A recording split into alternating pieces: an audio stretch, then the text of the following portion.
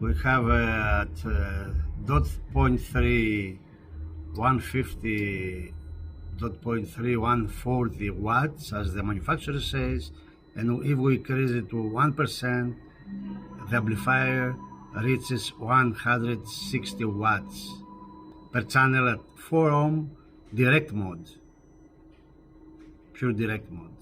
So actually it's 156 watts. So that's all, folks. That was the presentation of DRA-900H from Denon. It's a brand new product. Thanks for watching.